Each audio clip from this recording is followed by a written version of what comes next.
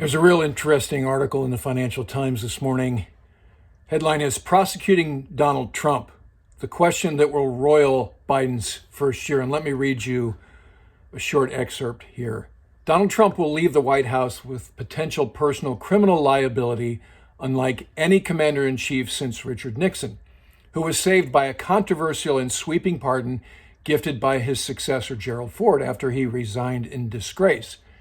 Mr. Trump, who will depart after attempting to subvert his loss in a free and fair election, is unlikely to receive any similar such clemency from Mr. Biden. Since first exploding onto the political scene in 2015, Mr. Trump has tested and twisted the U.S. political system to the breaking point, serving as a one-man crash course on the U.S. Constitution, legal and ethical norms, and the effectiveness or lack thereof of the guardrails on the president's power.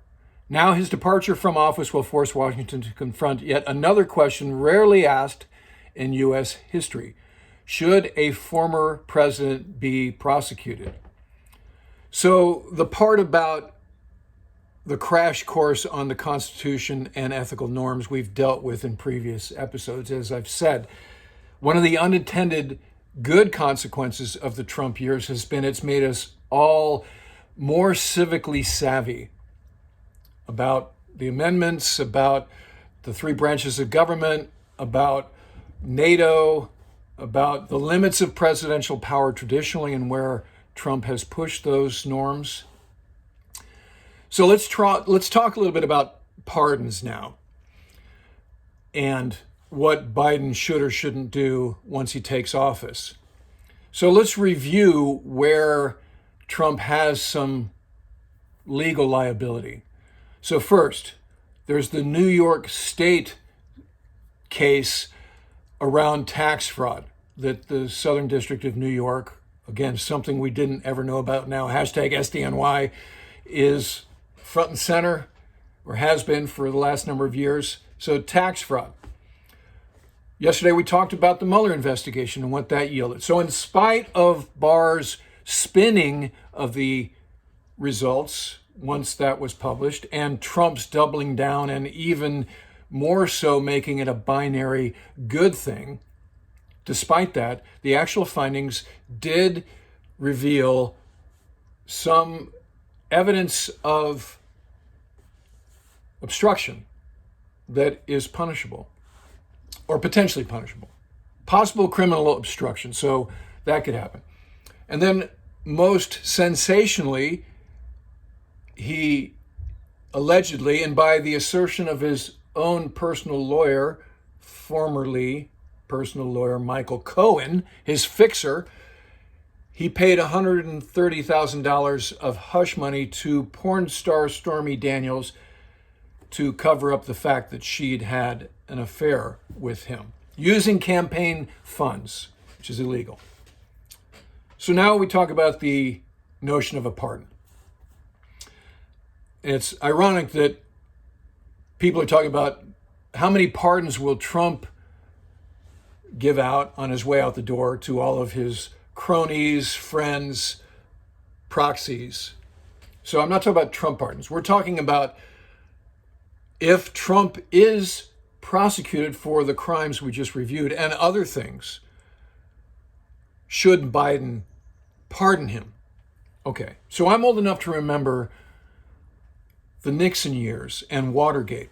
So we just had impeachment hearings around Trump and the Mueller investigation. But I'm telling you, that was JV compared to the mid-70s when the Nixon impeachment hearing was must-watch TV. Names like Ehrlichman, Haldeman, Mitchell, Dean became part of the national landscape. And I saw the hue and cry, because remember, or if you didn't know, Nixon's vice president was Spiro Agnew, who was thrown out for his own crimes. So Nixon appoints this lawmaker from Michigan, Gerald R. Ford, to be the vice president, synthesizes a few things on his way out the door and then resigns before he can be impeached. Ford wants to turn the page, pardons Nixon for all of his crimes, including obstruction. And here's a fun fact, because one of the things that came out during the Watergate hearings was there were tapes that Nixon had made of all the meetings he had, hours and hours of tapes. So you know where the desk is that had that tape recorder? It's in Vice President Pence's executive office in the EEOB, which is the building, the executive office building adjacent to the West Wing. And you can see the hole that went down. It's pretty interesting, pretty amazing. I had a chance to visit that office last summer, or the summer before last. And the guy pointed that out, which I thought was pretty, that's one out of the history books, right? So Ford pardoned Nixon, and half the nation freaked out, saying, okay, now you've made it okay for the president to be above the law. So going forward, Ford loses to Carter. Carter becomes president. Carter is maybe a moral man to a fault. In fact, he's been a better ex-president than he was a president, quite frankly. Then we get Reagan, on and on and on. So arguably, pardoning Nixon had no bearing on how presidents after that behaved until Donald Trump. So when Biden comes into office, he's got some huge things on his plate.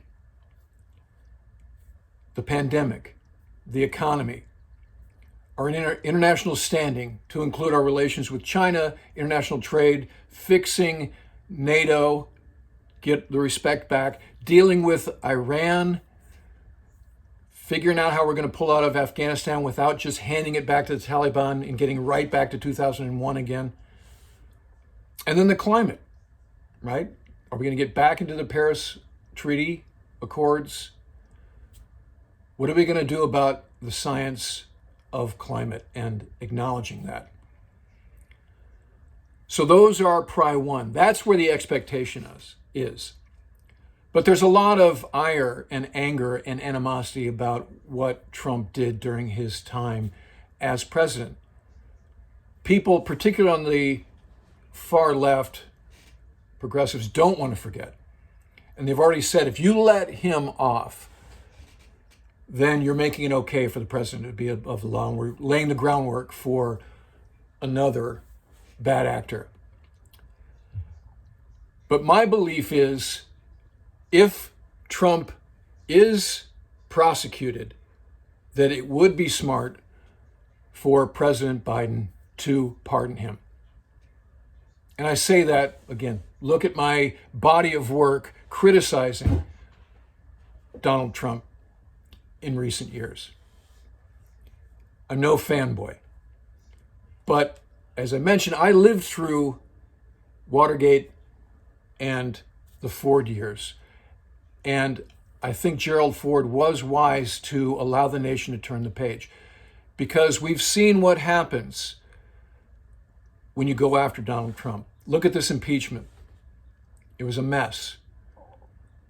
Ultimately, he had a case to vindication because the facts were not watertight. The way the Democrat lawmakers executed the impeachment was sloppy, and people like John Bolton lacked moral courage. So we're done with having Donald Trump dominate the headlines. Narcissists love nothing more than being the focus for whatever reason, good or bad. He doesn't care about notorious. He has no shame. So let's turn the page. Let's deal with the issues that I was just talking about. Because like we were talking about yesterday, Biden's challenge is to return the presidency to a standard where the perception of impropriety is where we're going to hold ourselves, not what's legal. Because if the president is just worried about what's legal and worming out of criming, then we've dragged down the institution to the point where we all suffer. Joe Biden needs to petition himself at a higher level. And part of that could be pardoning Donald Trump and allowing the nation to move on. All right, that'll do it for this episode. As always, thank you for your support by sharing these episodes and by liking the episodes and by subscribing to my channel. And we'll talk to you again soon.